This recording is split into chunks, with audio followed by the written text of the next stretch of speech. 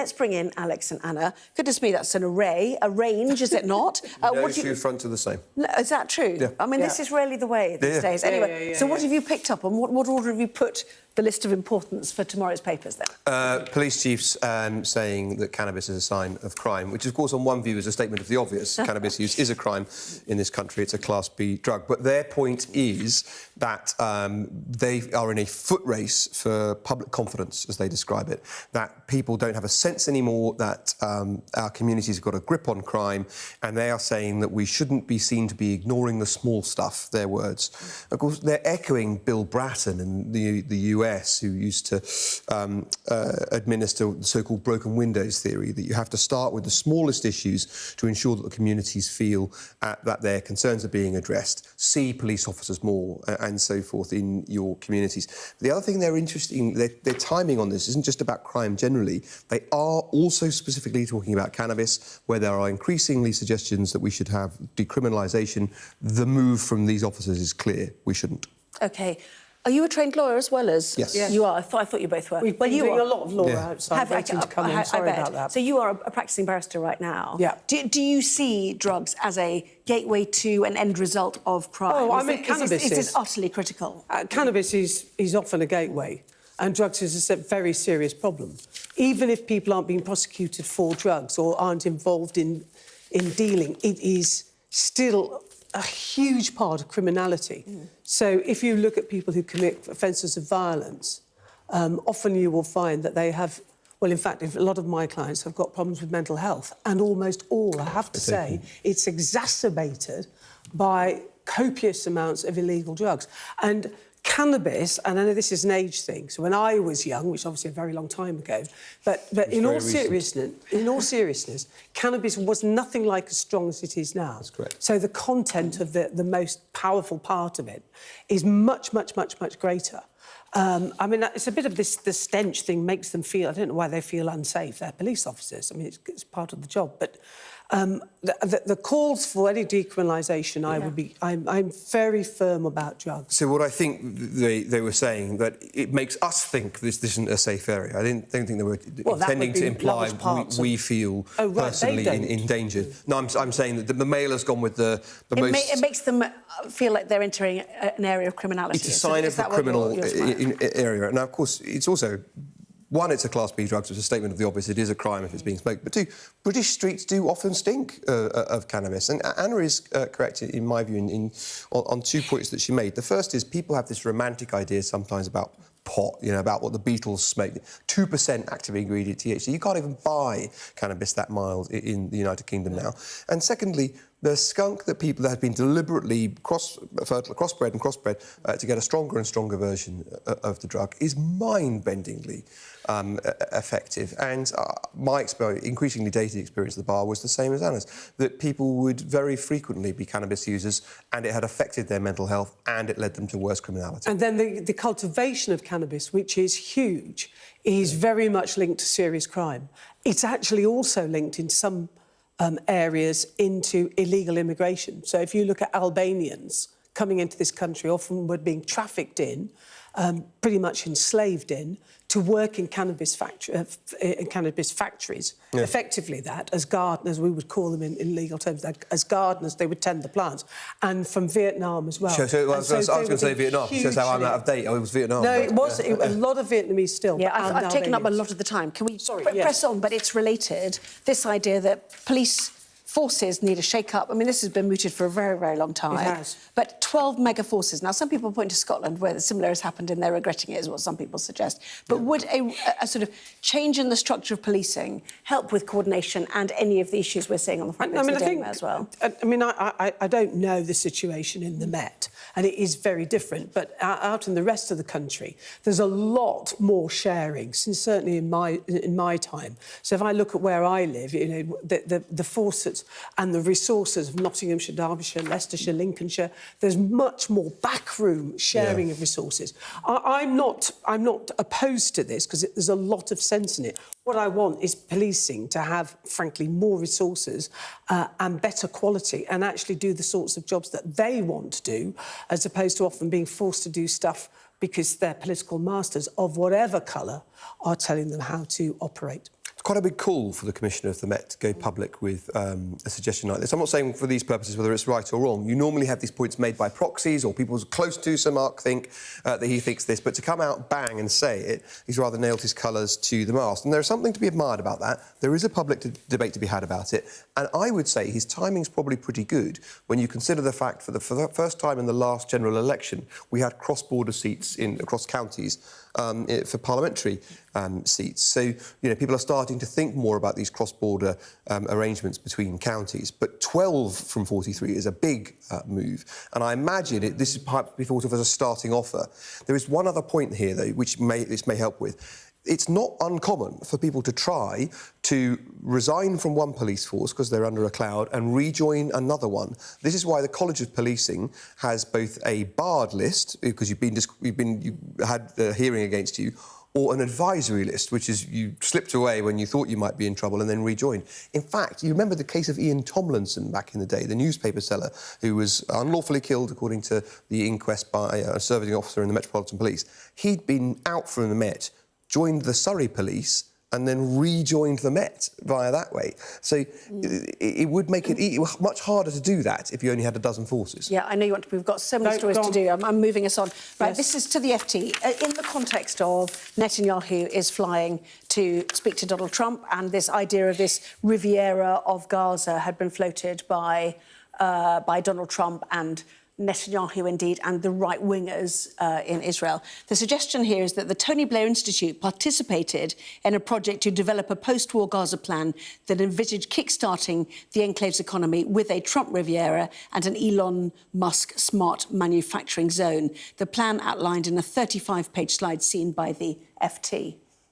Well, but there's a lot of speculation in this because, I mean, I'm kind of thinking, so what? But, I mean, if his institute participated in the future of Gaza, no doubt they looked at numerous options and it wasn't part of the final thing. I mean, I'm sorry, but I think the world is standing by as some awful, hideous catastrophe is occurring in Gaza, where Israel is, frankly, bombing the hell out of the place, and they're doing it almost now without any form of sanction against them. I'm talking about a moral sanction against them, and thousands of innocent people are dying, and the world is standing by. I think it's an absolute scandal, and that this really deflects. I know we can talk about, and we should talk about the future of Gaza, because at the moment it just seems to me that it's just a big rubble site, isn't it? And something has to come out of it. But I think what most people want actually is peace and two states, and that means a Palestinian state. Yeah, I know you want to. I know you want to contribute. Just the front page of the Guardian quickly as well. Exhaustion in Gaza vies with hopes of a ceasefire.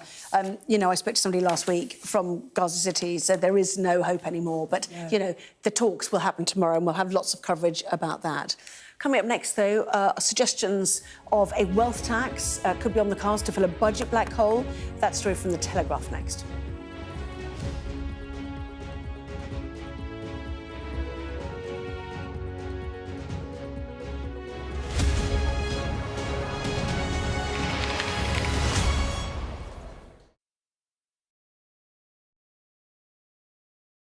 I'm Dominic Waghorn, Sky's International Affairs Editor, covering a world that seems to be unravelling.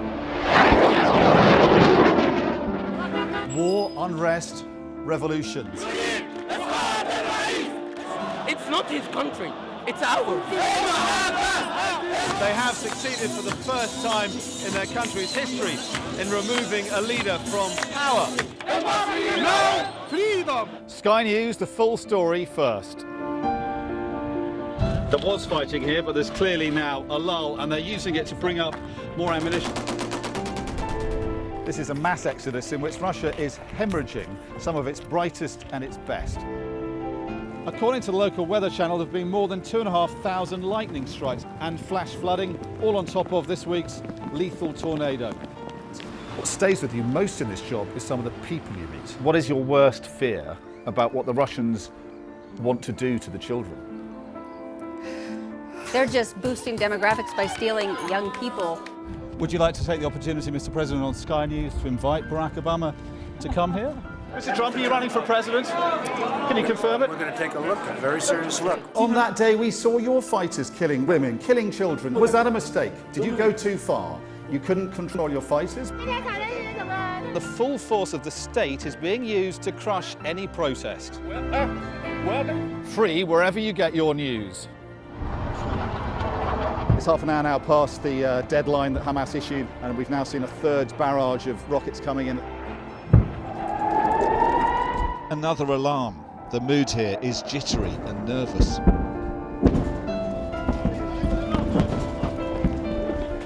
We're seeing the world get more and more divided, and it's our job to try to make sense of it all. There's always more to the news than a headline. We want to discover, to delve a little deeper, to find out what's really going on. Explanation, analysis, the people at the heart of every story. I'm Neil Patterson, and this is the Sky News Daily Podcast. So, by the end, we'll hopefully all understand what's going on in the world just that little better. Available wherever you get your podcasts. I'm Stephen Murphy, and I'm Sky's Ireland correspondent based here in Dublin. The waters of Ireland and Britain should be home to great white sharks. If there are great white sharks in this area, there's no reason they wouldn't come here to feed. It's basically a buffet on a beach. This could be not only a record-breaking storm, but potentially the most dangerous storm ever to hit Ireland.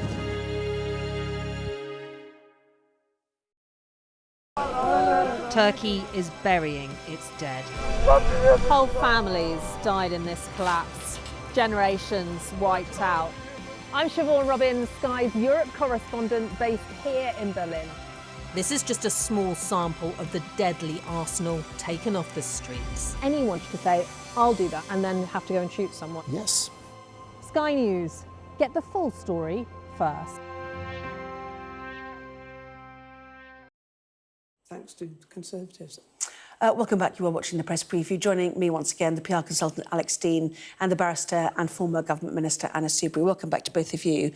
This is a front page from us, the Sky News interview today with Neil Kinnock, who suggested that Labour needs to explore a wealth tax. Those of more than 10 million assets. Anna is rolling everything. It's for the birds. I mean, I've always had masses of time for Neil Kinnock, actually, principled and very courageous politician. But this is just nonsense. This is so deeply irresponsible. The idea that there is, first of all, any money that you could squeeze out from people who are paying, as Alex is always the genius with the figures, what is it? 29%. 29% of all taxation comes from 1% of the people. That's the very wealthiest. You do something like this, one, you won't make the bunts that you think you're going to make, and secondly, people will simply leave our country. And many of these people are critical to our economy. And many of them already are leaving. These are people who are entrepreneurs, they are investors. And Labour know that, and Neil Kinnock should know. He must know that. Yeah, he's entitled to fly a kite, and that's what he did it is. in his breaking news with you guys. And following your Sky News exclusive interview, the Telegraph did a ring round of the union bosses, and guess what? They all thought it was a very good idea, right? So the Telegraph reports that Unison and Usdaw and so forth all want to have more tax on the rich. In the last year, we've been the #1 country in the world for losing millionaires, people who are worth million plus emigrating, and that's not good for your But they see economy. millionaires getting richer because wealth breeds wealth and debt breeds debt. Fundamentally, does it not? And yet, 4.5 million children in this country living in poverty, predicted to go up to 8 million, which is the two-child benefit cap question. But so, where does fairness come for people in this country? It begins with people being honest, and Labour's big failing is not being honest with the British people. And Labour should be saying to the British people, our economy is beggared. I'm not using the word I want to use, but that is the reality and the truth of it. But that actually fundamentally looks like Labour has gone for poorer pensioners, or those earning more than £12,000 a year, or those on benefits, who have disabilities. Instead of being honest about the challenge and that everybody's in it together, and they've got to offer hope and they've got to offer a plan that fixes our economy, and the prize at the end of the pain, which it will be painful for for everybody is a better country where we can afford all the things we want to do. Yeah. And that's a fundamental failing. Not got 1 setting minute out left, a vision or offering hope. I'm sorry to talk over you. I'm not being honest. Donald Trump stole our programme, let's be honest about it. Oh, sorry. It happens quite a lot these days. Anyway, just quickly, we know that the welfare bill comes back to the Commons this Wednesday. We also suggest The Guardian and another of the newspapers a new battle for number 10 as MPs raise the alarm on special needs provisions. So what's this new battle? And we told you this would happen, is what many people with children at private schools would say, because some of them have certificates for assistance in special needs and saw what was coming to their communities. There is great fear amongst parents of people with special needs that they too are going to suffer cuts in the same way that we saw pensioners and people on lower incomes being concerned of late. And I think many people will look at this and say, is this what Labour government was for? Alex, Anna, thank you very much. It'll come in October. OK, we've got more time at 11:30, thank goodness. Lots more still to come in the next part of our programme. All the top stories coming up for you next.